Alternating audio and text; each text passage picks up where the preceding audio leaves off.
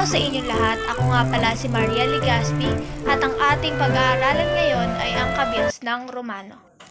Ang kabihas ng Romano, pag-usbong at pag-unlad ng mga klasikal na lipunan sa Europe. Rome, ang kabisera ng Italy, kadalasan tinatawag na Eternal City sa 3,000 taon na mayamang kasaysayan nito. Tinatawag ding ang lungsod sa ikapitong burol. Ang kabihas ng Romano ay sumibol sa bansang Italy na matatagpuan sa kanlurang Europe. Isa itong peninsula na nakausli sa Mediterranean Sea. Mount Mont-Blanc de Courmayeur o Monte Bianco, ang pinakamataas na bundok sa Italy. Ilog po, ang pinakamalaking ilog sa Italy na dumadaloy mula sa kanluran patungo sa silangan. Mount Vesuvius, ang tawag sa bulkan sa Italy. Vatican City at San Marino, mga bansang matatagpuan sa loob ng Italy.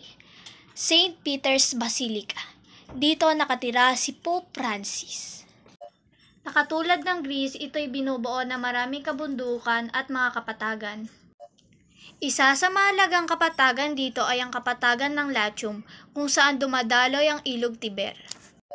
Ang simula ng Rome. Ang Rome ay naitatag noong kalagitnaan ng ika-8 siglo bago ang karaniwang panahon.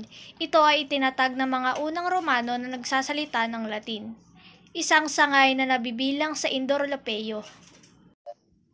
Lumipat sila sa gitnang Italy at nagtayo ng sakahang pampamayanan sa kapatagan ng Latium.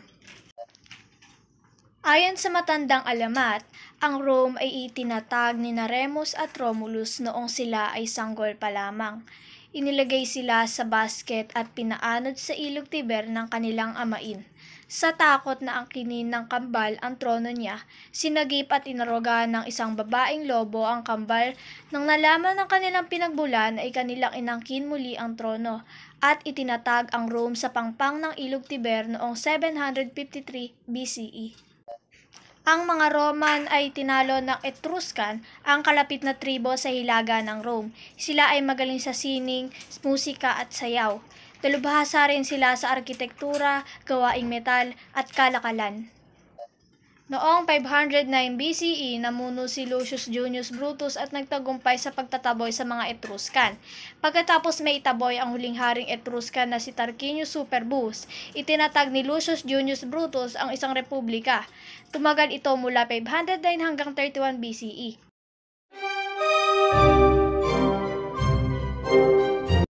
Sa Republikang Romano, sa halip na pumili ng hari, naghalal sila ng 2 konsul, na may kapangyarihan na tulad ng isang hari. Manunungkulan lamang sila sa loob ng 1 taon. Dahil sa pagkakahati ng kapangyarihan ng konsul, ay humina ang sangay ng tagapagpaganap. Nakikilangan nila ng maghalal ng diktador. Tanging ang mga patrician o maharlika ang pinapayagan na mahalal bilang konsul, diktador o senador. Ang plebeians o karaniwang mamamayan ay hindi pinapayagan makakuha ng posisyon sa pamahalaan, maliban sa pagiging sundalo. Ang Republika ng Roma ay naging imperyo noong 27 BCE. Si Octavian ang naging unang emperador na mas nakilala sa titulong Augustus Caesar. Matapos ang halos 5 siglo ng pamamayani, ang imperyo ng Rome ay bumagsak noong 476 BCE. Dahilan ng pagbagsak ng Rome. Sunod-sunod na pagkatalo sa digmaan, problemang pang-ekonomiya, sobrang gastusin sa gawaing militar, korupsyon sa pamahalaan, sobrang lawak ng nasasakupan. Ang ilan sa pinakamahalagang kontribusyon ng Rome para sa mundo ay ang batas. Ang mga Romano ay kilala bilang pinakadakilang mambabata sa sinaunang panahon. Ang kahalagahan ng 12 tables ay ang mga katotohanan na wala itong natatanging uri para sa lahat, patrician man o plebeians ito. Ang ginagamit upang alamin ang mga krimen at tayahin ang kaukulang parusa. Nakasaad dito ang karapatan ng mga mamamayan ayon sa batas. At si Cicero, isang manunulat na nagpahalaga ng batas at nagwikang ang batas ay di dapat maimpluwensyahan ng kapangyarihan o sirain man ng pera. Ikalawa, panitikan. Ang panitikang Romano ay nagsimula noong kalagitnaan ng 3 siglo bago ang karaniwang panahon. Subalit, ito ay salin lamang ng mga tula at dula ng bansang Greece. Ang halimbawa naman nito ay si Luvius Andronicus na nagsalin ng Odyssey sa wikang Latin. Ang mga unang manunulat ng komedya naman ay sila Marcus Plautus at Terence. Ang iba pang kilalang manunulat at diktador na manunulat ng Romano ay sila Titus Lucretius Carus at Gaius Valerius Catulus.